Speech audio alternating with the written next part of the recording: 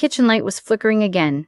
I'd been meaning to call someone about it for 3 weeks, but that morning I stood under it and just watched it blink, and I thought that's exactly how I felt. On and off. Present and not. My son had called the night before. Not a long call. He never made long calls anymore. Not since the business took off and his schedule filled up with people who needed him more than I did. Or at least that's what I told myself on the nights I ate dinner alone. But this call was different. He said, "Mom, I need to see you. Sunday." "Can you do Sunday?" I said, "Of course." I always said, "Of course." He showed up at my door that Sunday afternoon with a bottle of sparkling water he knew I liked and a brown paper bag from the sandwich shop on Reedmore Avenue, the one we used to go to when he was in high school. He smiled when I opened the door, but it didn't reach his eyes. I noticed that immediately. After 62 years on this earth, I know the difference between a smile that means something and one that's covering something else. We sat at my dining room table. I'd set it like I always do. Cloth napkins, the good plates. He looked at the plates and smiled again, the same hollow smile, and said, "You always do that, Mom. Even when it's just the two of us." "Especially when it's just the two of us," I said. We ate. He talked about work. His logistics company had just landed a contract with a regional distribution center, which he said was bigger than anything they'd done before. I nodded and asked questions and watched his hands. My son has his father's hands. Wide palms, short fingers. His father's been gone 11 years now. I noticed things like that. Halfway through lunch, he put down his sandwich and looked at me, not at the table, not past me, at me. "I transferred something into your account this morning," he said. "I need you to leave it there. Don't move it. Don't tell anyone. And if someone contacts you about it, don't respond until you've talked to me first." I set down my water glass. "What are you talking about? $3.2 million. The flicker in my kitchen light was the only sound for a moment. "Baby," I said. "Mom, please. I need you to just trust me right now." He reached across the table and covered my hand with his, the same way he used to when he was 7 years old and wanted me to stop worrying. "I'm not in trouble. I just need someone I trust holding on to it. That's you. It's always been you." I asked him again what was going on. He said he couldn't explain everything yet, that he would soon, but that he needed time to get some things organized. He said his wife didn't know. He said that specifically. His wife didn't know, and it needed to stay that way. I didn't like the sound of that. My son had been married for 6 years. I had tried, genuinely tried, to build a relationship with his wife. I won't say her name because she doesn't deserve the space. What I will say is that from the beginning there was something in the way she looked at my son's bank statements before she looked at his face in the morning. I noticed. Mothers notice. But he was happy, or he seemed happy, and so I stayed in my lane. He left that afternoon with a long hug and a promise to call me by Thursday. I stood in my doorway and watched his car pull out of my driveway, and I felt something cold move through me that I could not explain. He did not call Thursday. He did not call Friday. Saturday morning I called him twice. Straight to voicemail. I called his office. His assistant said he hadn't come in, and she hadn't been able to reach him either. And the way she said it, careful, quiet, told me she was also worried. I was putting on my coat to drive to his house when the phone rang. It was his wife. Her voice was flat, controlled in a way that felt rehearsed. She told me there had been a medical emergency. She told me my son had collapsed at home Thursday evening. She told me they had tried everything, that it was cardiac, that it was fast. She told me he was gone. I don't remember sitting down, but I must have, because I was on the floor when I came back to myself. The coat was still in my hand. The phone was on the kitchen tile beside me. Outside, someone's lawnmower started up, and I thought how strange it was that the world just kept going. I drove to his house the next morning. I needed to see it. Not his body, that I couldn't face yet, but the place where he had been. His wife met me at the door with her mother standing just behind her, both of them dressed like they'd already moved on to some next phase of things. There were papers on the kitchen island, folders. I remember thinking it was too soon to have that many papers. She told me the funeral arrangements were being handled. She told me where to send flowers. She said she'd be in touch about the service. She did not hug me. She did not cry while I was there. I went home and I sat in his old bedroom. I still have his old room, the same blue curtains from when he was a teenager. And I opened my phone and looked at my bank account. $3,200,000. Sitting there. His name wasn't on the transfer note. Just a reference number and the date. Sunday. The day he came with the sandwiches and the hollow smile. I did not sleep that night. I called an attorney Monday morning, a woman named Clyde Harper. Yes, Clyde. She told me the story of her name was long and funny, and she'd tell me over coffee sometime, who handled estate and financial litigation.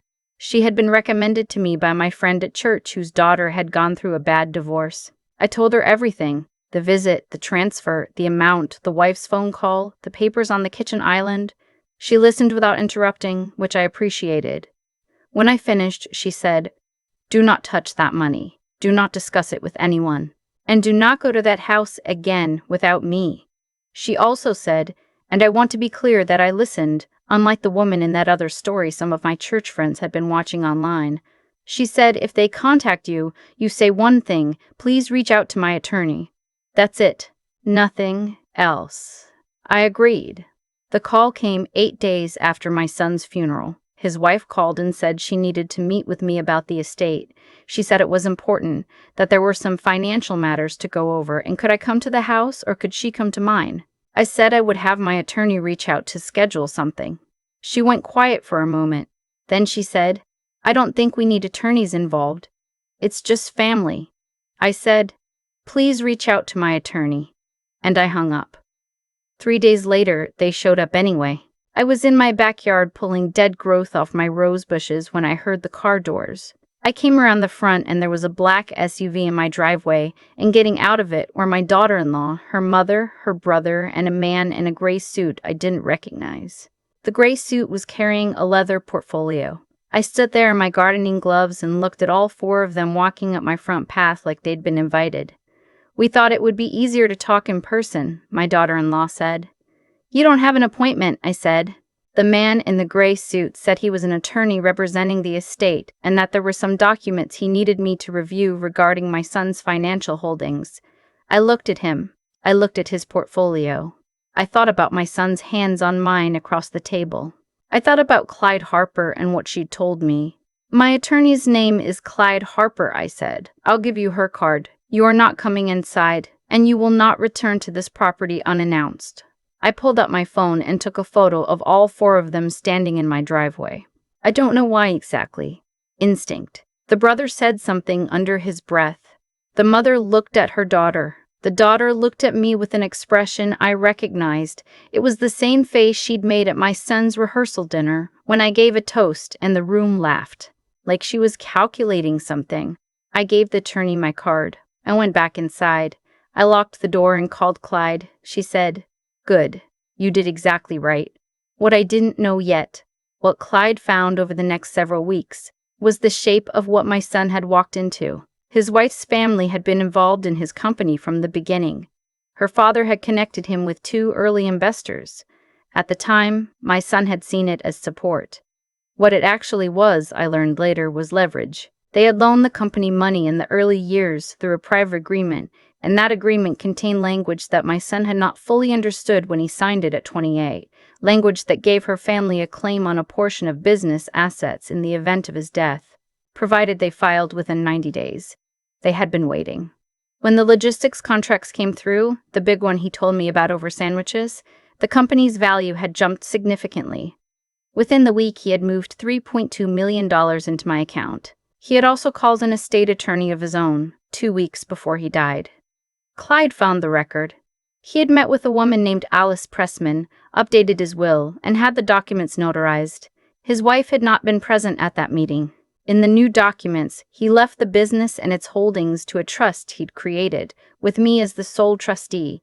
Clyde called me on a Tuesday evening to walk me through what Alice Pressman had filed. I sat at my kitchen table with the flickering light. I still hadn't fixed it, and I listened to her read the language my son had written. He had named me trustee. He had written in the document that he chose me because I was, and I am quoting what Clyde read to me, the only person in my life who has never wanted anything from me except for me to be okay. I put the phone face down on the table for a moment. Just for a moment. Then I picked it back up and told Clyde to proceed. The family filed their claim. Their attorney submitted the old loan documents and argued the estate owed repayment. Clyde reviewed the loan agreement alongside 2 CPAs and a forensic accountant she brought in. What they found was that the loan had been fully repaid. Documented, traceable transactions over a 4-year period, all showing settled. The claim was based on the original agreement as if the repayments hadn't happened. Clyde said in her quiet, measured way, "Someone assumed no one would look closely. Someone assumed my son had not already looked closely and documented everything and handed the keys to the one person they'd underestimated." The family's claim was dismissed. There was a mediation process that stretched over several months. I won't detail every meeting because some of it is still in process, and Clyde has advised me to be careful about what I say publicly. What I can tell you is that the court upheld the trust documents, that the $3.2 million remained in my account, that the business assets now being managed by the trust are being run by my son's operations manager, a man who worked with him for 9 years and who cried at the funeral in the first row like family, because he was. My daughter-in-law and her family are pursuing further appeals. Clyde says that is their right and that we are prepared. There is one more thing. 3 months after my son died, while I was going through a box of his things his operations manager had brought me, office items, personal effects, I found a sealed envelope at the bottom with my name on it in my son's handwriting. Not a typed label. His actual handwriting, which I would know anywhere, the same looping R he'd had since 3rd grade.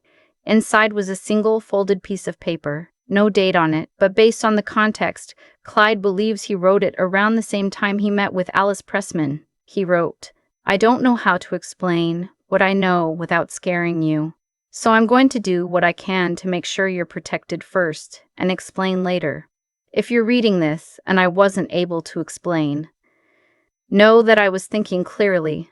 I saw it coming, and I made sure it couldn't touch you." He wrote, "You never needed me to save you, but I needed to try. That's just how I am. You know where I got that from. I folded that paper and put it back in the envelope and put the envelope in my same drawer where I keep my husband's watch. I fixed the kitchen light eventually. It was just a loose connection, not the bulb, not the fixture, just something that needed to be properly seated. Some things are like that. They just need someone to hold them in the right place long enough for the light to stay on. I am 62 years old. I have buried a husband and now a son. And I've stood in my driveway in gardening gloves and told 4 people who came to take what my child left me that they were not welcome on my property. I am still here, and everything my son built, everything he worked for, everything he quietly and deliberately put in my name is still here too. He made sure of that, and I made sure not to waste it. I've thought about this a lot in the months since everything settled, or settled enough. What my son did, the way he did it, quietly and deliberately and without fanfare, was not an accident. He didn't stumble into wisdom. He earned it the hard way, the way most of us do, by watching closely for long enough to finally see what he was looking at. He saw who was beside him at the table, and he saw who was counting what was on it. And when the time came, he made a choice based on what he knew to be true rather than what he wanted to believe. That is not a small thing. That takes a particular kind of clear-eyed courage that a lot of people never develop, because it requires admitting something painful first. I think about Clyde Harper too.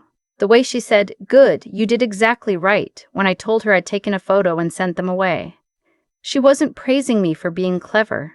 She was just confirming that I had not let fear make my decisions for me. There's a difference. I had been afraid. I was afraid the whole time. I just didn't let the fear answer the door. That's the thing nobody tells you about getting older.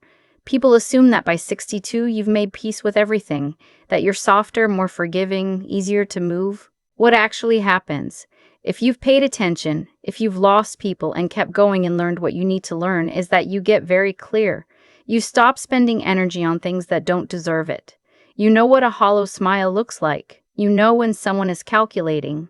What I did right was not that I was smart, it was that I listened. I listened to my son when he told me something was wrong even though he couldn't explain it yet. I listened to my attorney when she told me exactly what to do, and I did exactly that. I did not go rogue. I did not let pride or grief or anger make me walk into a room alone and hand over my leverage. I'd watched that mistake play out in other people's stories, and I knew what it cost. My son understood cause and effect. He understood that what you build and what you protect are two different disciplines, and that the second one is just as important as the first.